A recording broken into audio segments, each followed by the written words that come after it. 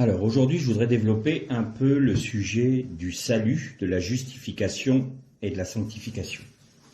Alors évidemment, je ne serai pas exhaustif comme tous les sujets qu'on aborde, tous les thèmes que l'on aborde dans nos différentes méditations. Je n'ai pas les prétentions d'être exhaustif, mais au moins on essaye de trouver dans la parole de Dieu des secrets, des révélations qui nous permettent de mieux saisir ce qu'est cette grâce que Dieu a faite pour l'humanité et qui est la personne de Dieu révélée dans sa parole. Tout d'abord, il faut faire un constat pour l'ensemble de l'humanité, et ce constat, nous l'avons dans l'épître de Paul aux Romains, au chapitre 3, et on va lire à partir du verset 9. Le constat est le suivant, c'est que tout homme est pécheur, quel qu'il soit, quelque condition dans laquelle il est né, à partir du moment où il est né sur la terre, il est né dans le péché, c'est-à-dire dans la rébellion avec Dieu. Donc nous lisons. Quoi donc, sommes-nous supérieurs? Absolument pas, car nous avons déjà prouvé que tout juif et grec sont sous l'empire du péché. Selon qu'il est écrit, il n'y a pas de juste, pas même un seul. Nul n'est intelligent, nul ne cherche Dieu. Tous se sont égarés, ensemble ils sont pervertis. Il n'en est aucun qui fasse le bien, pas même un seul. Leur gosier est un sépulcre ouvert, ils usent de tromperie avec leur langue, ils ont sous leurs lèvres un venin d'aspi, leur bouche est pleine de malédiction et d'amertume, ils ont les pieds légers pour répandre le sang, la destruction et le malheur sont sur leur chemin, ils n'ont pas connu le chemin de la paix, la crainte de Dieu n'est pas devant leurs yeux. Or, nous savons que tout ce qui dit la loi, elle le dit à ceux qui sont sous la loi, afin que toute bouche soit fermée et que tout le monde soit reconnu coupable devant Dieu. Car nul ne sera justifié devant lui par les œuvres de la loi, puisque c'est par la loi, que vient la connaissance du péché. On va arrêter là pour l'instant notre lecture. Donc là, Paul établit les bases claires et précises. Qu'il soit le peuple de Dieu, donc le peuple juif, le peuple d'Israël, ou qu'il soit le grec, c'est-à-dire les païens, tous sont sous l'empire du péché.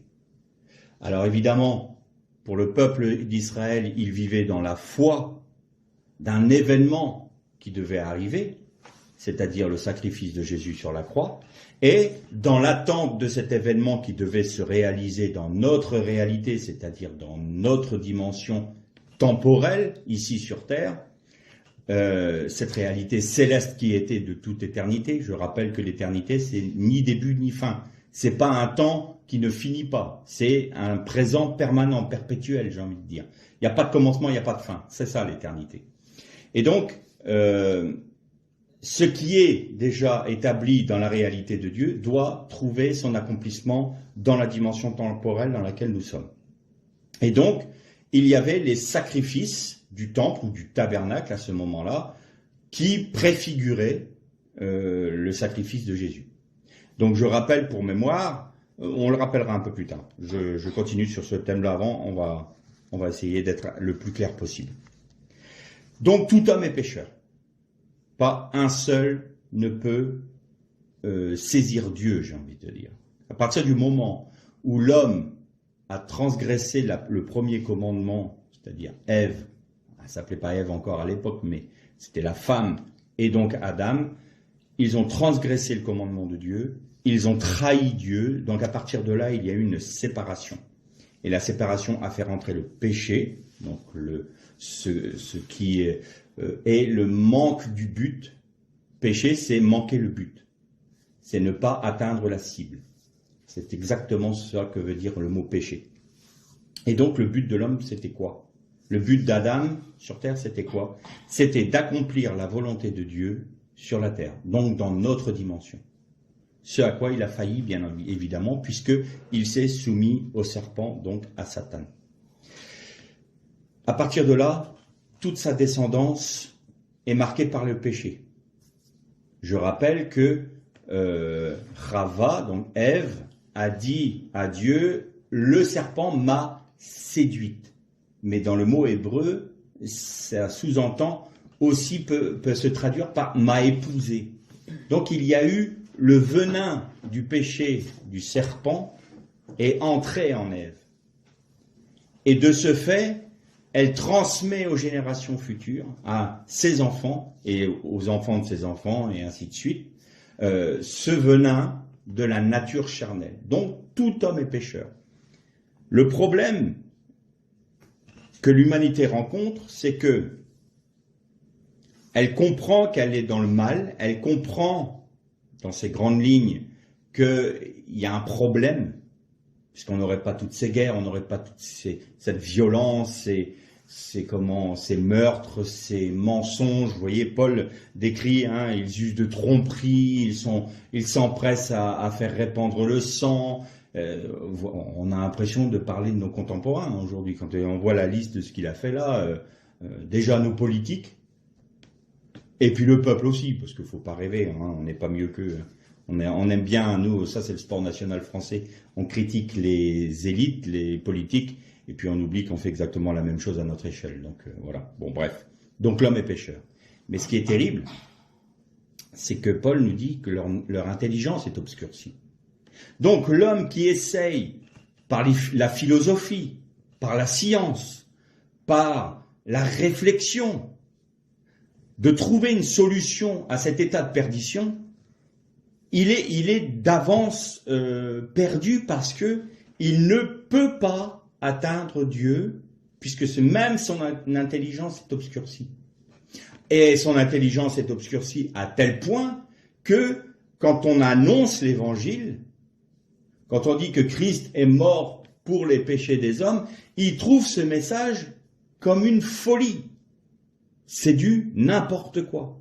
Évidemment. Et souvent, quand Jésus parlait à ses contemporains le regardaient d'un air un peu ébahi ou pire, un peu suspicieux. Je rappelle toujours ce passage où il dit « Buvez mon sang, prenez mon corps ». Et là, les disciples, qui peut entendre une parole pareille? Il a plusieurs de ses disciples qui l'ont quitté à ce moment-là. Et on voyait bien que Jésus ne cherchait pas à faire du nombre, parce qu'il s'est tourné vers la 12, qui veut encore partir? Vous êtes sûr que vous voulez rester avec moi? Parce que les paroles, moi, que je vous donne, c'est les paroles de vie, c'est esprit et vie. Vous ramenez tout sur le plan terrestre, mais moi, je me place sur un plan céleste. Et donc, si vous essayez d'appréhender les choses célestes avec une pensée terrestre, vous allez rester dans vos limites. Donc, ça va vous paraître une folie, totalement une folie. Mais si on demande au Seigneur de nous ouvrir les yeux de notre être intérieur, d'ouvrir nos yeux spirituels, alors on commence à comprendre les choses de manière spirituelle. Jésus avait dit à un de ses disciples, enfin une personne qui voulait le suivre, et qui lui a dit « Laisse-moi d'abord enterrer mon père ». Requête légitime. « Laisse-moi d'abord enterrer mon père ». Et Jésus lui dit, laisse les morts enterrer leurs morts. Là encore, si on est sur un plan terrestre, humain, laissez les morts enterrer leurs morts, mais il dit n'importe quoi. Ça veut rien dire. Qui a déjà vu des morts enterrer d'autres morts? Mais non. La parole de Jésus est esprit et vie. Quand l'homme a péché, Dieu a dit, mon esprit ne demeurera pas à toujours dans l'homme, parce que l'homme est mauvais, intrinsèquement. Et donc ses jours seront de 120 ans. Vous vous souvenez de ce passage dans la Genèse? Mon esprit ne demeurera pas à toujours dans l'homme. Le fait que l'esprit de Dieu se retire de l'homme, donc de l'esprit de l'homme, a automatiquement raccourci sa vie terrestre. Pourquoi? Bien sûr qu'il y a le souffle de vie de l'homme intrinsèque qui est l'esprit de l'homme. On a un esprit qui est nôtre.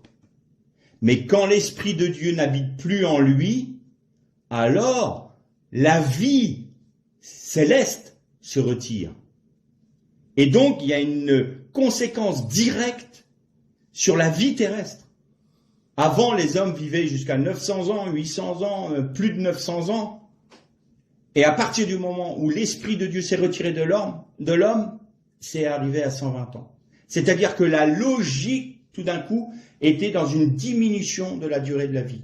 Alors évidemment, quand il a dit ça, le Seigneur, au bout d'un moment, on a vu Abraham qui a vécu 100 et quelques années, ça a diminué petit à petit. Parce que l'homme ne peut plus vivre au-delà de 120 ans. 120, 121, 122. Et c'est très très rare. Donc, ça c'est la logique. Pourquoi? Parce que l'Esprit de Dieu s'est retiré de l'homme. Alors vous allez me dire, mais alors si on est baptisé dans le Saint-Esprit, normalement on devrait vivre 900 ans. Non, pas comme ça que ça fonctionne. On va s'expliquer.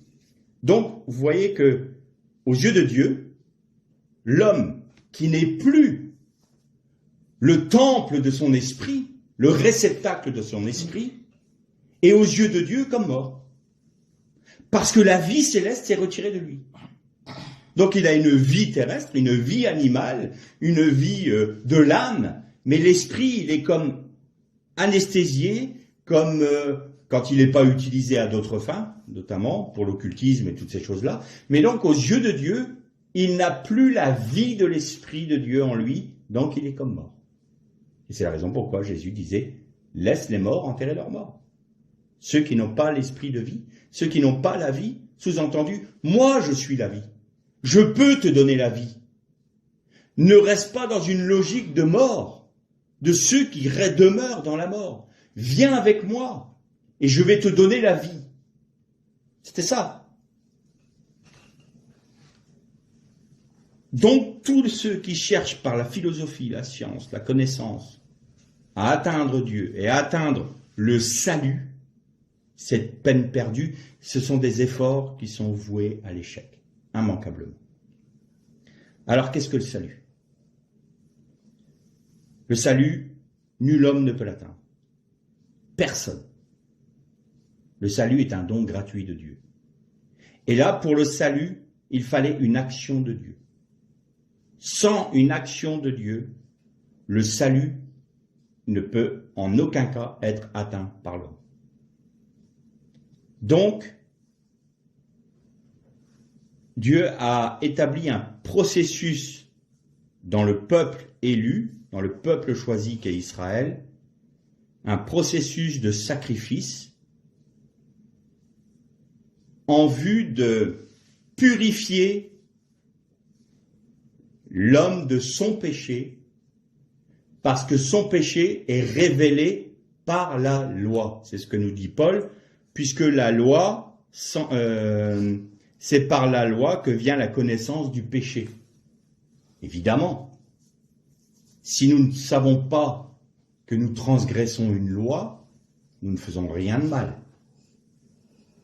Alors, nous, dans notre pays, on est des champions des millefeuilles de lois, de textes de loi, et on rajoute une loi, et on rajoute une loi, des lois qui sont même plus appliquées, mais on continue à en rajouter. Et comme ça devenait extrêmement compliqué de connaître la loi française, il y a eu une formule fourre-tout, magnifique, nul n'est censé ignorer la loi.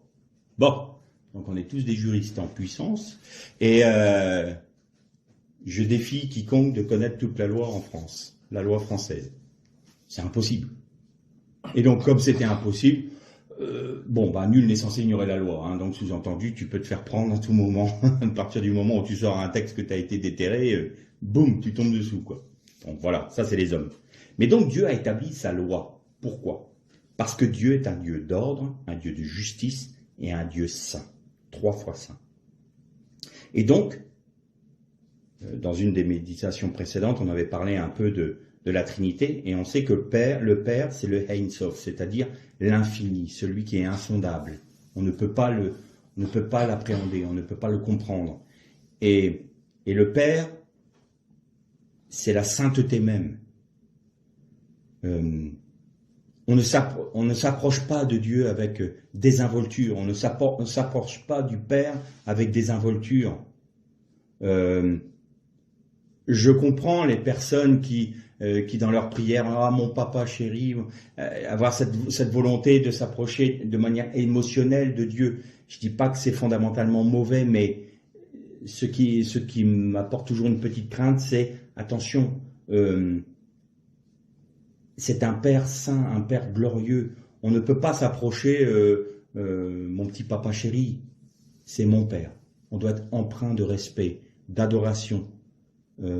On doit se prosterner devant notre Père, un saint respect, ce qu'on appelle la crainte de Dieu, c'est la crainte de l'Éternel, c'est pas la crainte d'avoir peur, c'est pas avoir la trouille de Dieu, c'est crainte, c'est-à-dire avoir ce sentiment de respect. On peut dire, mon Père aimé, bien-aimé Père, ça oui, c'est un fils ou une fille qui montre l'amour, l'affection qu'elle a pour son Père, mais il ne faut pas qu'on soit familier avec Dieu, ça me paraît pas être à propos. D'ailleurs, chez les Juifs, ils sont très empreints de ce sentiment de sainteté de Dieu. Quand ils vont écrire Dieu en français, ils font un D majuscule, un point, et ils rajoutent IEU. Ils vont pas, parce que dès qu'on touche à Dieu, on fait attention. Je vous ai souvent dit que le tétragramme, ils le disent Yud-Ke, Vav-Ke, alors que c'est deux E. Mais il déforme exprès pour ne pas dire « j'ai prononcé en vain le nom de Dieu ». Vous voyez ce respect qu'ont les Juifs. Et je pense que dans nos milieux, il serait bon de revenir à plus de respect de la personne de Dieu. Bon, je ferme la parenthèse là. Donc le peuple juif pratiquait des sacrifices pour satisfaire la loi de ce Dieu, de ce Père qui est saint. Et le péché ne peut pas cohabiter avec Dieu, avec le Père. Ce n'est pas possible. Sa sainteté est trop grande. Celui qui est pécheur, il est consumé ne serait-ce que par la présence de Dieu. C'est la raison pour laquelle on disait que Dieu a dit à Moïse, je n'irai pas au milieu du peuple pour l'amener dans le pays, parce que si je vais au milieu de vous, je vais vous détruire, je vais vous consumer. Je suis trop saint pour aller dans ce peuple-là. Donc je vais envoyer mon ange. Donc vous voyez bien que il faut être pur de tout péché, de toute souillure, pour pouvoir rentrer dans la présence de Dieu. Impossible à l'homme. Impossible à l'homme. Impossible. Il fallait payer le prix du péché, parce que le salaire du péché, c'est la mort. Et donc, là, je reviens à ce qu'on disait. Vous vous souvenez, dans une méditation précédente, je vous avais dit qu'il y avait 4 façons de mourir, selon la loi de Dieu. Donc, il y avait la lapidation, il y avait l'étouffement, il y avait par l'épée, donc l'étouffement, c'est pendu au gibet, l'épée est brûlée. Alors, on peut dire, mais c'est barbare, on ne comprend pas que Dieu soit aussi violent, soit aussi méchant. Et je vous avais expliqué que ça, c'était les condamnations. Mais que le sacrifice qui était offert à celui qui était repentant, eh bien, le sacrifice était la substitution du pécheur. C'est l'animal qui portait sur lui les conséquences du péché. Et donc l'agneau, il était jeté à terre, il était couché sur le sol, donc ça symbolisait la lapidation. Ensuite, le prêtre le prenait par le cou, donc ça correspond à cet enlèvement du souffle de vie, puisqu'on coupe l'air, donc c'est le souffle, la vie, c'est le hé, donc l'étouffement. Ensuite, il était égorgé, donc ça c'est l'épée, et ensuite il était consumé par le feu sur l'autel. Et on avait dit que Jésus avait accompli exactement ces 4 façons de mourir quand il est mort sur la croix. Donc je le rappelle pour mémoire, et ça montre que si ces sacrifices-là, qui étaient quotidiens, pouvaient satisfaire, entre guillemets, le cœur de Dieu, c'est-à-dire que Dieu avait établi ces sacrifices-là, non pas pour se nourrir lui-même ou pour apaiser sa colère, ça n'a rien à voir. C'était pour Korban, c'est sacrifice. Et Korban, il y a Kever, on avait dit, il y a Kever dans le mot, c'est la racine. Et Kever, c'est se rapprocher, s'approcher. Le sacrifice était pour s'approcher de Dieu. C'est par le sang versé que nous pouvons nous approcher de Dieu et rentrer dans sa présence. Et donc, ces sacrifices qui devaient être quotidiens, eh bien Jésus en a fait un sacrifice perpétuel. C'est-à-dire que cette réalité céleste est venue dans notre dimension temporelle. Et je vous rappelle, la flagellation qui correspondait à la lapidation. Ensuite, il a été crucifié, et quand on crucifie, on étouffe. On ne meurt pas en ayant perdu son sang, on meurt étouffé sur une croix. Évidemment, les clous et la lance sont le symbole de l'épée qu'il transperce. Et on avait dit que la brûlure, c'est symbolisé dans la brûlure de la condamnation que ressentait Jésus quand il a été séparé de son Père. Et il a dit, pour que les Écritures soient accomplies, j'ai soif. La brûlure, j'ai soif. Donc il a subi sur lui toutes les conséquences du péché de l'humanité. À partir de là, l'homme peut trouver son salut. Donc, d'un point de vue de Dieu, tout est parfaitement accompli. Pourquoi? Parce que Jésus, en étant de l'ordre de Melchisédek et en ayant accompli les 4 façons de mourir de la loi, en ayant porté sur lui les 4 façons de mise à mort, et ayant été justifié en étant ressuscité, est un sacrifice perpétuel, c'est-à-dire c'est un sacrifice éternel qui n'a ni commencement ni fin.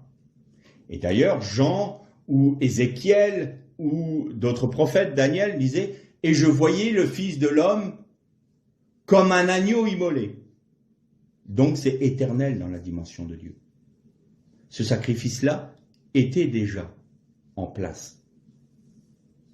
C'est le propre du Fils de l'homme.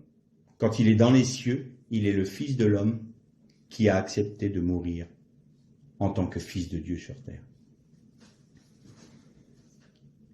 Maintenant, comment est-ce que l'homme peut trouver le salut? Alors le salut, le mot salut, du français salut vient du mot shalom. Et shalom, c'est plus que la paix.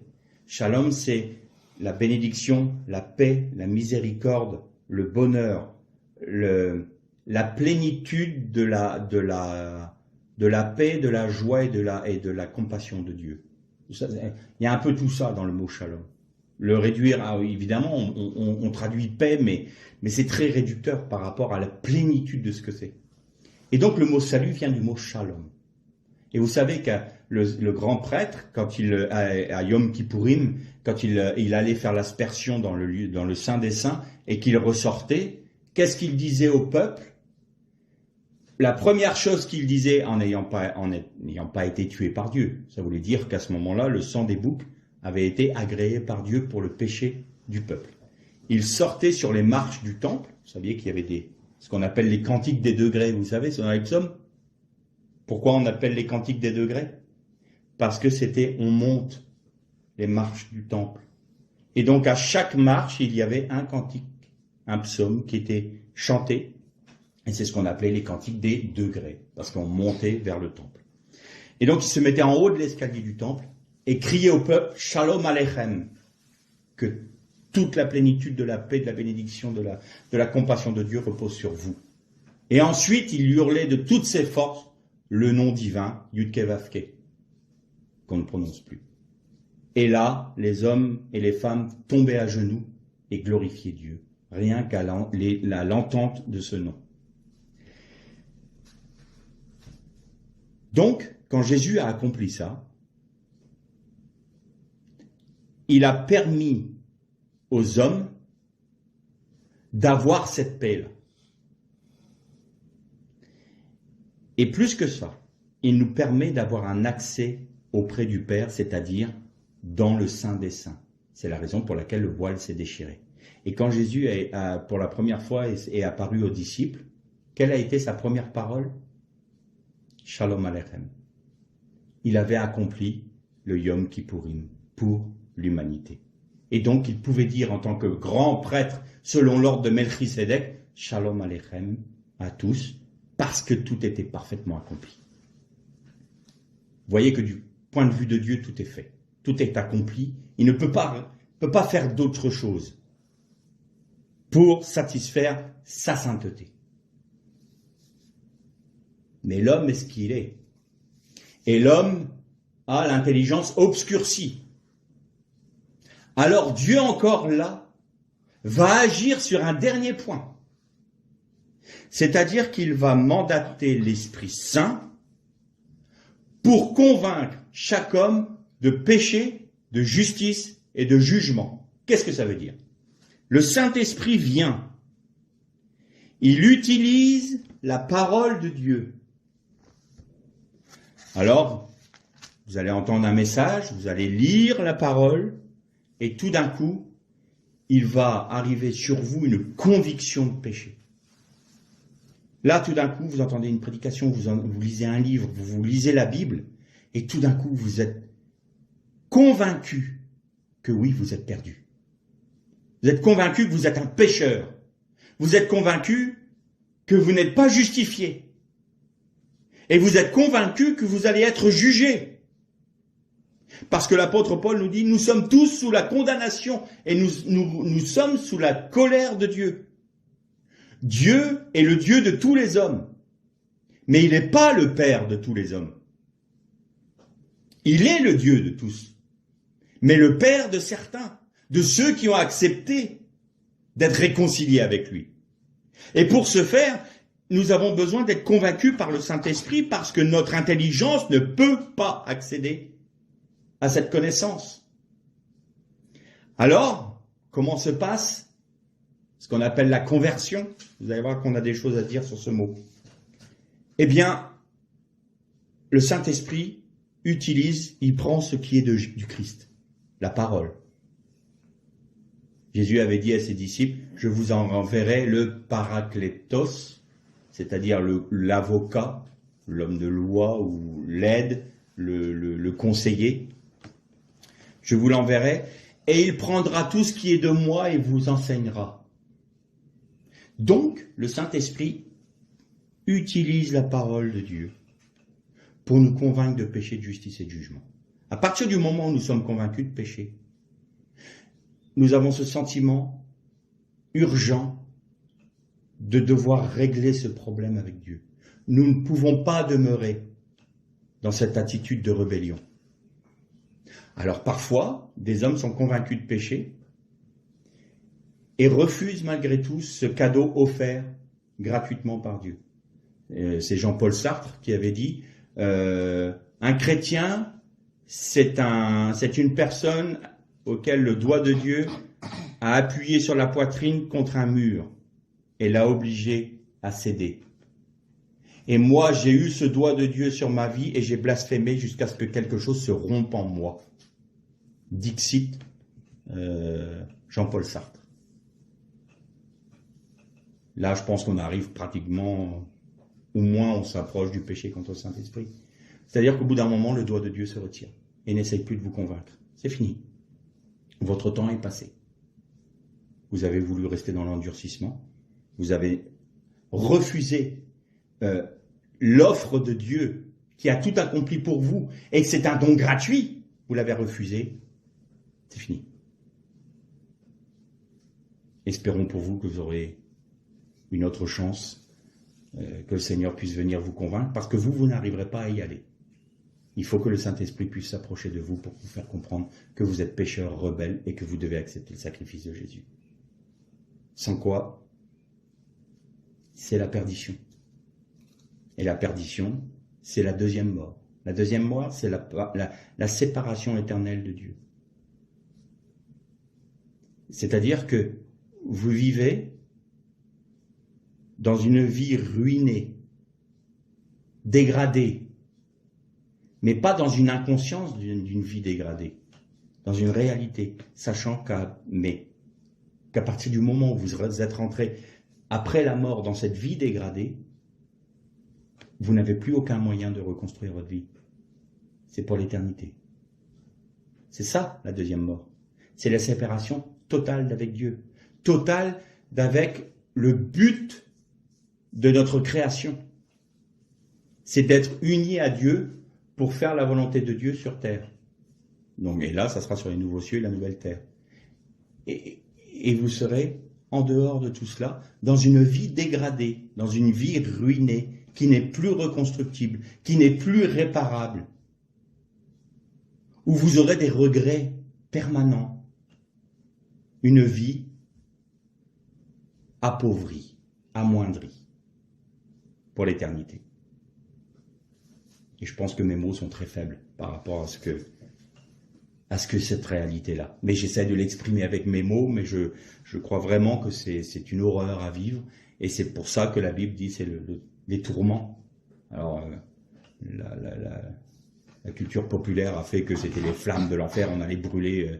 Non, oui, c'est une flamme qui nous dévore, mais une flamme de désir impossible à obtenir, de regrets impossibles à combler. C'est une vie qui est ruinée, donc qui n'a plus de raison d'être, et pourtant nous sommes obligés de la vivre. Ceux qui sont déçus de la vie s'imaginent qu'en se suicidant, ils vont échapper à cette vie-là, mais là, il n'y aura pas le suicide. J'essaye un peu d'imager, mais voilà ce que sera la perdition éternelle à la deuxième mort. Mais revenons sur le salut. Donc Jésus a tout accompli. Le Saint-Esprit vient vous convaincre de péché, de justice et de jugement. C'est pas une adhésion. C'est pas, ah oui, je crois que je suis pécheur. Écoute Seigneur, je te bénis. Merci d'être mort pour moi. Non. On est convaincu de péché. Et le Saint-Esprit, une fois qu'il vous a convaincu de péché, il vous amène à la solution. La solution, c'est que Christ est mort pour toi. Et là, on accepte. Je te bénis, Seigneur, parce que tu as porté pour moi tout mon péché. Tu as pris la condamnation qui me revenait, tu l'as pris sur toi. Je t'accepte, j'accepte cette vie-là, j'accepte de ton sacrifice, j'accepte ce cadeau que tu me donnes. Et à l'instant même, le lien rompu avec le Père se fait. Et nous sommes en contact avec Dieu parce que nous avons retrouvé l'Esprit de Dieu qui revient en nous, le Hé, le souffle, la lettre Hé. On en a parlé il y a quelque temps. Eh bien, c'est la repentance. On demande pardon pour nos péchés. Seigneur, je suis convaincu, je suis pécheur, je te demande pardon. Et j'accepte ton sacrifice parce que c'est la seule solution pour que je sois justifié. À ce stade, nous sommes justifiés, bien que non justes.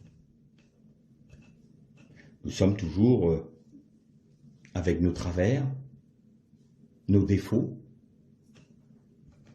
nos péchés même. Mais, par la foi, nous sommes justifiés sur la base du sacrifice de Jésus qui a accompli les 4 façons de mourir de la loi. Donc, aux yeux de Dieu, nous sommes justifiés parce qu'il nous regarde à travers le sacrifice de son Fils. Et donc, nous avons fait en hébreu, une tchouva, ou teshuva, c'est la tchouva. C'est-à-dire que tchouva, c'est se retourner vers quelque chose. Vous allez voir que le mot est intéressant. En Genèse chapitre 2, et au verset 4, il est dit, alors je vous le lis en hébreu, « Ele toldot hashamayim ve'haaretz be'i ba'acham » Ça veut dire littéralement, « Et voici les engendrements des cieux et de la terre quand ils furent créés. » Mais là, il y a un « hé » qui est en tout petit. Dans le mot « bei », le « hé » est tout petit, en minuscule. Et vous savez qu'en minuscule, c'est pas normal en hébreu. Et donc, si on sépare les deux mots, on fait en 2 mots, on fait « bei baram », ça veut dire que dans le « hé » ou par le « hé », ils ont été créés. Sous-entendu, c'est par la puissance du Saint-Esprit que les choses ont été créées. Voici les engendrements des cieux et de la terre qui, par l'Esprit, ont été créés. Et tchouva peut très bien se séparer également. Vous enlevez le « hé » et vous le mettez plus loin. Et vous avez tashuv, « hé ». Et si vous dites Tashuv, he, c'est vous retournez vers le he. Ou vous revenez vers le he, ou encore, c'est le retour du he en vous. Ça, la repentance. Tchouva a cette dimension-là. L'esprit de Dieu qui a été enlevé de l'homme. Mon esprit ne demeurera pas toujours dans l'homme parce que le cœur de l'homme est enclin au péché. Donc la durée de sa vie sera de 120 ans. Eh bien ce hé-là, en Jésus-Christ, vous le retrouvez. On en avait parlé dans une méditation précédente. C'est le hé de la chesed, c'est-à-dire de la compassion de Dieu, qui vient en vous, la réconciliation avec le Père en Jésus-Christ. Donc voilà pour ce qui est du salut. Et voilà de la justification. Comment nous sommes justifiés? Non par nos œuvres, on ne peut pas, ni par la philosophie, la science, par nos bonnes actions, c'est pas possible. Seule la base du sacrifice de Jésus peut nous sauver et nous justifier.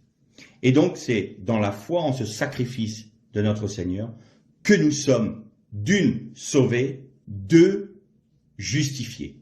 Très bien. Vous vous souvenez que je vous avais parlé des 4 termes employés par Dieu à la sortie d'Égypte. Je te sortirai, je te sauverai, je te libérerai et je te prendrai. Vous vous souvenez de ça? Donc c'était Veotse, Veotseti, Veatsalti, Vegalti, Velkarti. Ça, c'est les 4 termes de la délivrance de Dieu. Parce qu'il y a une chose que l'on attend avec les Juifs, nous les chrétiens. Parce que là, nous avons les arts de l'esprit, nous dit l'apôtre Paul. C'est-à-dire qu'on a les arts du salut. Qu'est-ce que ça veut dire? Bien, on est encore soumis au péché. On est encore soumis aux pécheurs, pardon. Et dans une certaine forme, bien souvent, on trébuche, on chute, on va pécher, on va pas faire ce que Dieu désire. Tout le monde est comme ça. Donc on voit bien que le salut n'est pas encore complet. Mais on a les arts du salut. Quand vous allez acheter un bien immobilier, admettons, vous réservez la maison et vous payez des arts. Payez une partie de la somme. Donc elle vous est réservée. Intrinsèquement, la maison vous appartient. Mais vous ne jouissez pas encore de votre bien. Vous voyez ce que je veux dire? Donc, c'est à vous, mais vous n'êtes pas encore dedans. Eh bien, le salut, il est à nous, mais nous ne sommes pas encore rentrés dedans. Pourquoi? Parce que Christ n'est pas revenu, parce que nous ne régnons pas avec lui, parce que nous ne vivons pas avec lui. Donc, nous avons les arts de l'esprit, mais nous n'avons pas encore la vie pleine et entière dans l'esprit. Et donc, en ayant les arts du salut, il nous faut persévérer de manière à être rendus semblables à Dieu jusqu'au moment où, quand cette œuvre sera parfaite en nous, Christ ou le Seigneur vienne nous reprendre. Très bien. Donc la première chose que Dieu fait, il nous sort du monde. Le salut, c'est pas le salut du péché. On n'est pas sauvé du péché. On n'est pas sauvé de l'enfer. On est sauvé du monde. On est sauvé de notre Égypte. On est sauvé de la malédiction du monde. Donc on est sorti du monde. Dieu nous sort du monde à partir du moment où on accepte le salut en Jésus-Christ. Nous avons accepté le salut, nous sommes donc justifiés par Christ, donc nous sommes sortis du monde, de la malédiction de Dieu, du monde. Évidemment, puisque si nous sommes justifiés, c'est que nous sommes sortis. Très bien. Maintenant, nous avons besoin d'être sauvés. Celui qui croira et qui sera baptisé sera sauvé. À quel moment ont été sauvés le peuple d'Israël? Quand ils ont traversé la mer Rouge. Pourquoi? Parce que la mer s'est refermée sur l'armée de Pharaon et sur Pharaon lui-même. Donc, ils ont été sauvés à ce moment-là. C'est le baptême. Le baptême est la première chose que l'on fait, le premier acte d'obéissance qu'on doit faire. Celui qui croira et qui sera baptisé sera sauvé. Alors évidemment, vous allez peut-être me dire, mais celui qui est mort, qui est en train de mourir sur son lit de mort justement, et puis qui accepte le Seigneur, il n'est pas sauvé parce qu'il n'est pas baptisé? Non, c'est pas ça que ça veut dire. Bien entendu qu'on est sauvé. C'est comme un enfant qui n'a pas d'âge de raison, qui ne peut pas comprendre ce qu'est la loi de Dieu et pas la loi de Dieu, ce qui ne sait même pas faire la différence entre ce qui est bien et ce qui est mauvais. Comment voulez-vous qu'il ne soit pas sauvé, puisque Paul nous dit c'est la connaissance de la loi qui fait vivre en nous le péché. Donc le péché est révélé par la loi. Comment voulez-vous qu'un enfant, un bébé, un nourrisson, même un enfant de 3, 4, 5, 6 ans, comprenne la loi de Dieu? S'il est repris, si le Seigneur l'a repris, il est forcément sauvé. C'est dramatique ce qu'a fait, désolé pour nos frères catholiques, mais l'Église catholique a engendré des drames humains dans des familles en disant que les enfants n'étaient pas sauvés parce qu'ils étaient morts à la naissance. C'est une aberration de dire ça, et c'est coupable parce qu'ils mettent un fardeau sur les familles, sur les parents, un fardeau qui n'est pas tenable. Et il leur dit, il n'y a pas de solution, si il y en a une, vous devez payer pour qu'il y ait des indulgences. Il n'y a pas de purgatoire, ce n'est pas biblique. Aucun texte de la Torah, de la Bible ne nous parle d'un purgatoire et de messe et comment on appelle ça, qu'il n'aimait pas, le Martin Luther, les indulgences. Vous n'avez pas à payer des indulgences pour être sauvé du purgatoire. Alors il y a le revers de la médaille de tout ça.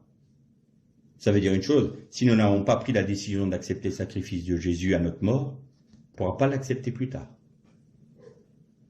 La mort est pour nous la limite à laquelle nous pouvons accepter ou non le sacrifice de Jésus. Après notre mort physique, c'est fini. Donc, d'où l'urgence du message de la Bible et de l'Évangile. Tournez-vous vers le Christ, acceptez son sacrifice, tandis qu'il est encore temps. Parce que quand vous serez mort, c'est fini. Moi, je réponds à tous ceux qui ont les indulgences et tout ça. Mais quand le dernier homme va mourir, qui va payer les indulgences pour lui? Qui va faire des messes pour lui? Ça ne tient pas debout. Ça ne tient pas debout, cette doctrine. Et donc, ils ont mis des fardeaux sur des parents. Des fardeaux d'accusation, et eux-mêmes se disaient, mais qu'est-ce que j'ai fait de mal pour que Dieu me punisse de cette manière? C'est une abomination ce qui est fait là. Non, le salut, bien entendu qu'un enfant qui ne comprend pas, il est sauvé. Bien entendu que quelqu'un qui se donne au Seigneur sur son lit de mort et qui n'est pas baptisé, il est sauvé, c'est une évidence. Mais je parle là d'une marche normale de quelqu'un qui a rencontré le Christ, qui a été convaincu de péché, de justice et de jugement par le Saint-Esprit, qui accepte le sacrifice de Jésus, et qui, normalement, rentre dans une vie d'obéissance pour rentrer dans une vie de sanctification. Et là, on vient au troisième terme qui nous intéresse. Pourquoi? Parce que la logique, une fois que l'on a accepté le sacrifice de Jésus, eh bien, c'est de rentrer dans notre vocation. Quelle était la vocation première d'Adam sur la terre? De faire la volonté de Dieu dans notre dimension sur la terre. Et donc, on revient à la base adamique, j'ai envie de dire, de notre vie. Par Jésus-Christ, nous avons la possibilité de revenir à l'origine. Nous sommes une nouvelle création. Donc nous sommes un nouvel Adam. Donc en étant un nouvel Adam, on ne va pas reproduire ce qu'a fait le premier. Alors on va rentrer dans une vie d'obéissance. Ça, c'est la logique. Est-ce que tous le font? Non. Mais c'est la logique. Donc là, je vous parle d'un chrétien, j'ai envie de normal. Bien que le mot n'est pas très propre, mais je vais vous parler d'un chrétien normal. Eh bien, le chrétien normal, c'est celui qui a accepté le sacrifice de Jésus, qui a compris à quel prix a payé le Seigneur pour lui, pour être réconcilié. Et sa vie maintenant n'est plus de satisfaire ses propres envies, n'est plus de donner une aumône au monde duquel il vient d'être sorti par Dieu. Il dit, mais je veux rentrer dans une vie d'obéissance. Seigneur, qu'est-ce que je dois faire pour te faire plaisir? Celui qui croira, qui sera baptisé. Baptisé, faut être baptisé. Et là, on revient avec la notion de mikvé, mais là, je ne développe pas parce que ça serait trop long. Et donc, je meurs à ce monde, donc je meurs aux eaux d'en bas et je renais des eaux d'en haut. C'est ça que ça veut dire. Oui, Seigneur, je vais être baptisé. Parce que je témoigne devant toi et je témoigne devant les hommes, devant mes frères dans l'assemblée, que j'accepte de vivre dans une vie d'obéissance. Ça, c'est mon premier acte d'obéissance. Ça, c'est le deuxième hé du nom Yud-Keh-Vav-Keh. Le hé de l'obéissance et de la consécration. Alors, commence dans la vie de ce chrétien une œuvre de libération. Et pour être libéré, qu'est-ce qu'a fait Dieu pour Israël? Il les a conduits au désert. Le désert. Le désert, c'est le lieu où réside Satan. Pourquoi tu nous amènes là? Pourquoi le Saint-Esprit nous amène au désert? Pourquoi le Saint-Esprit, dès que Jésus est sorti des eaux du baptême, le Saint-Esprit l'a conduit dans le désert? Pour y être tenté. Qu'est-ce que ça veut dire? Comprends pas. Bamidbar, désert. Et dans Bamidbar, il y a Dabar. Et Dabar, c'est parler. C'est là où Dieu te parle. Il te parle comment? Il te parle dans l'épreuve. Il te parle dans l'aridité de l'épreuve. Il te parle dans les moments où tu manques de tout. Tu manques d'eau, les eaux de Mara. Tu manques de nourriture.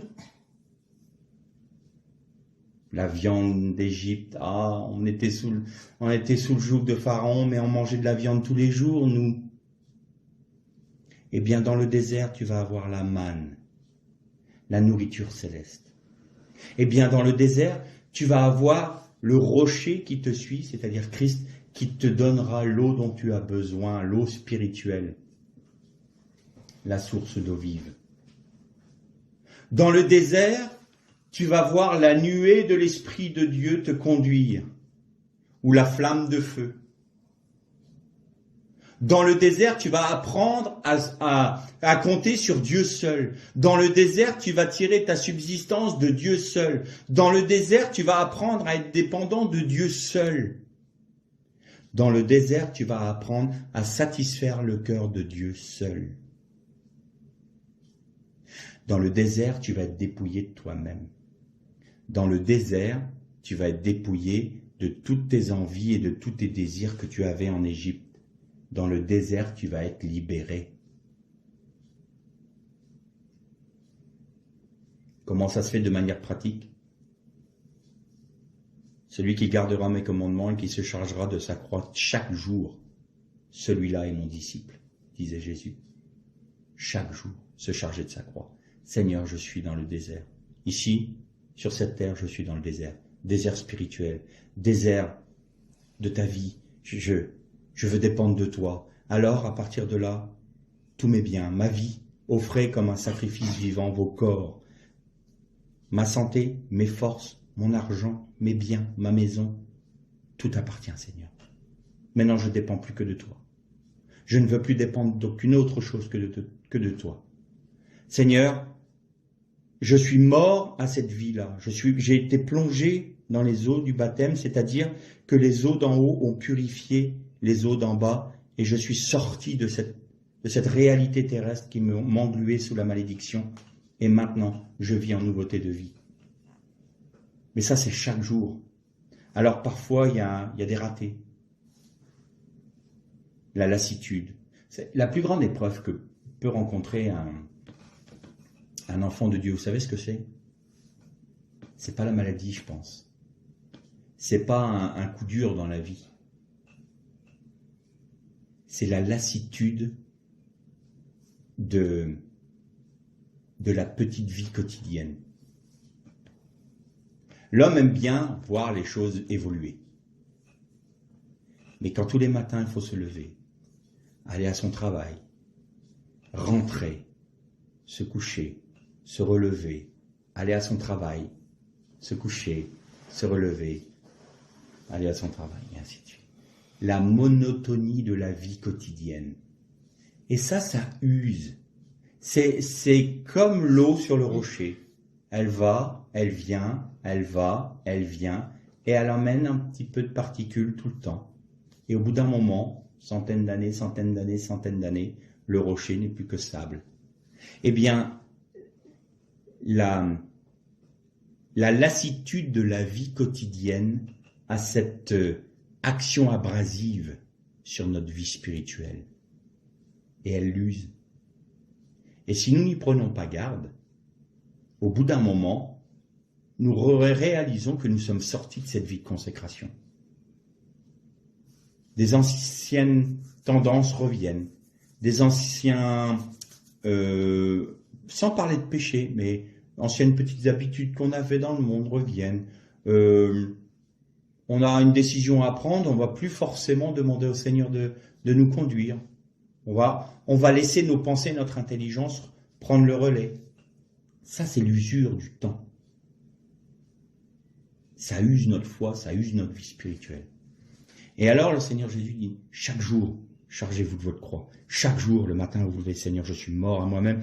Je ne me rémémore que je suis dans une vie de consécration. Je dépends de toi. Seigneur, cette journée, je veux dépendre de toi. Il peut y avoir des ratés. Très bien. On fait tchouva. On se repent. Pardonne-moi, Seigneur, parce que là, je n'ai pas cherché ton conseil. Pardonne-moi, Seigneur. Et nous sommes pardonnés tout de suite. Si nous prenons cette habitude, j'ai envie de dire, si nous prenons cette hygiène de vie spirituelle, alors rien ne peut nous atteindre et nous serons forts dans la tempête. Parce que nous saurons dépendre de Dieu. Nous ne serons plus ballottés par une épreuve qui survient. Ah, mais comment ça se fait? Ça allait bien depuis ce matin, et puis là j'ai 3 nouvelles qui viennent d'arriver. Les impôts viennent de tomber. Je pensais que j'avais 500 € à payer, puis j'en ai pour 1500. Et là la voiture, elle commence à faire du bruit, elle est en train de me lâcher. Et puis j'ai ma bonne femme là qui m'a encore râlé dessus parce que j'avais laissé traîner mes chaussettes. Et ça me met hors de moi. Je vous préviens, ça va péter. Ben oui. Tiens, elle est où la croix, là? Ah oui, c'est vrai. Après m'être bien énervé, avoir incendié mon épouse, en lui disant que c'était pas juste avec tout le boulot que je faisais, je comprends pas pourquoi la chose qu'elle m'a demandé 100 fois de faire, et que j'ai dit 100 fois je le ferai, que je ne fais toujours pas, ça puisse un peu l'agacer aussi. Je ne comprends pas que le Seigneur, ma voiture, elle lui appartient pas. Seigneur, quand j'étais bien, je t'avais pas dit tout mon corps, tous mes biens, tout mon argent, tout mes... Ah oui. Seigneur, les impôts là, mais je sais. Tu manques d'eau? T'as plus de viande? Demande-la moi. Si tu dépends de moi. Ah ben oui, Seigneur, c'est vrai, si je m'étais pas énervé, peut-être que j'aurais commencé par te dire, Seigneur, regarde, je te présente ma feuille d'impôt. Je peux pas payer. Donne-moi de quoi le faire. Je te remercie, Seigneur, parce que je dépends de toi. Seigneur, ma voiture a des problèmes. Donne-moi les moyens de pouvoir soit réparer ou fais en sorte qu'elle tienne. Seigneur, je dépends de toi. Seigneur, je te demande pardon parce que c'est vrai que mes chaussettes, je les ramasse jamais. Maintenant, je prends l'engagement de le faire. Mais Seigneur, aide-moi parce que j'oublie tout le temps. Je suis un homme. Donc on a la mémoire, enfin du moins qu'on a la mémoire sélective. Donc Seigneur, je prends l'engagement. Mais rappelle-moi, Seigneur, que je dois le faire. Parce qu'au moins, ça va soulager le travail de mon épouse. C'est tout simple, hein? Ah, ça paraît magnifique comme ça. On le fait? C'est rare, hein? Alors, je vous juge pas, je suis pareil, je suis le premier, moi. Et Seigneur m'a éduqué à travers mon épouse aussi. Hein. Voilà. Je vous dirai pas tous les secrets, mais ça marche. Voilà, ça c'est notre croix. J'ai pas dit que ma femme était ma croix, hein. J'ai dit que c'était l'œuvre de la croix. Parce qu'attention, après, on peut mal interpréter mes propos. Je voudrais pas avoir des problèmes plus tard. Si jamais elle n'est pas là aujourd'hui, donc si jamais elle entend le message, je voudrais pas non plus avoir des soucis. Bon, non, blague à part, le Seigneur utilise tous ces petits instants de la vie pour nous rendre malléables entre ses mains. Et donc, quel est le résultat de tout cela? Eh bien, le résultat de tout cela, c'est qu'il va nous prendre. Et ça, c'est le dernier thème. le dernier terme employé pour le salut. Et donc c'est ce qu'on attend avec les Juifs. En hébreu, on appelle ça la Géoula. La Géoula, c'est la grande délivrance. C'est-à-dire que nous allons rentrer dans le règne messianique. Et là, je terminerai par ça, ceux qui font ce processus-là, donc c'est ce que j'appelle entre guillemets les chrétiens normaux, vont régner avec Christ. Eux vont régner avec Christ. Parce que Dieu fait de ces hommes et de ces femmes-là son peuple. Et dans l'Apocalypse, quand il est parlé des vainqueurs, il est dit « Je serai leur Dieu et ils seront mon peuple ». Ça, c'est les vainqueurs. C'est ceux qui ont accepté d'avoir les deux haies de l'esprit, c'est-à-dire la miséricorde et la rigueur. C'est-à-dire d'accepter le sacrifice de Jésus, le salut gratuit par la foi. Je crois que j'ai le salut parce que je crois au sacrifice de Jésus, donc je suis justifié. Mais la sanctification, c'est être mis à part par Dieu, c'est être passé par le désert pour être dépouillé de nous-mêmes, pour dépendre de Dieu. Et le terme de ça, c'est que Dieu fait de nous un royaume de sacrificateurs. Et nous sommes appelés à régner avec Christ. Et ça, c'est « je vous prendrai comme peuple ». Alors qu'en est-il de ceux qui n'acceptent pas ce chemin-là? Dans Hébreux 12, il est dit « Recherchez la paix avec tous et la sainteté sans laquelle nul ne verra le Seigneur. » Seigneur, ça veut dire que si j'accepte pas cette vie-là, même en ayant accepté ton salut, je suis pas sauvé. C'est pas ça que ça veut dire.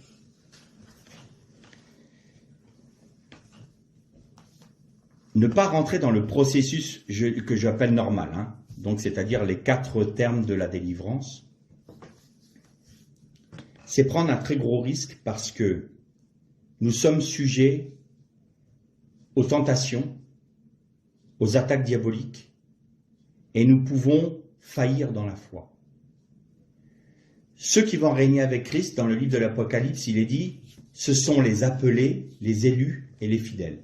Ce n'est pas trois catégories de personnes, c'est une seule et même catégorie.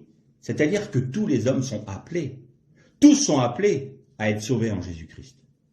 Ensuite, parmi eux, il n'y a qu'un petit nombre qui sont élus, qui vont accepter le sacrifice de Jésus.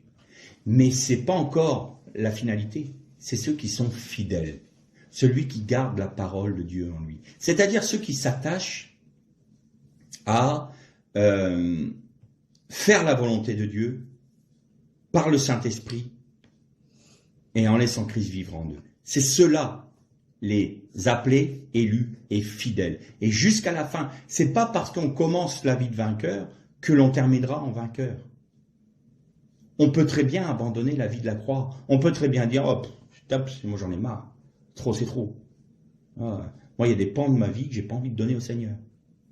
Mais plus on avance dans la croix, plus on constate que le Seigneur prend des parts de vie en nous disant, t'acceptes que je touche ça? Ah non, là, non, Seigneur, ça, je le garde. Très bien, le Seigneur se retire. Le Saint-Esprit est une personne tellement délicate qu'on peut l'attrister. Elle peut se retirer, cette personne peut se retirer tout de suite. Elle est très sensible. Très sensible. Et donc, le Saint-Esprit dit, tu permets? Est-ce que tu me permets de toucher ça dans ta vie? Non, je ne veux pas. Ok, je ne toucherai pas. Et puis on va continuer. Et puis là, on va constater qu'on ne fait plus de progrès spirituel. Et le Saint-Esprit nous dit, tu ne fais plus de progrès parce que je dois traiter ce problème-là dans ta vie, mais il faut que tu me laisses. Donne-moi l'autorisation d'utiliser Christ pour traiter ce problème. Est-ce que tu le veux? Et là, tout d'un coup, on cède. Oui, d'accord, j'accepte. Parce que moi, je ne peux pas rester dans une vie aussi médiocre. Et là, le Saint-Esprit agit. Et Christ prend de la place et grandit en nous. C'est ça, la vie de sanctification. C'est laisser le Saint-Esprit agir pour qu'il produise la vie du Christ dans notre être, dans tous les aspects de notre être. Que Christ prenne toute la place. C'est ça l'objectif. Et donc, Le risque, si on ne laisse pas croître Christ, c'est qu'on va garder nos envies, on va garder nos anciennes habitudes. On va être sorti de l'Égypte. On va être sauvé de l'Égypte. Mais on ne va pas être libéré de l'Égypte.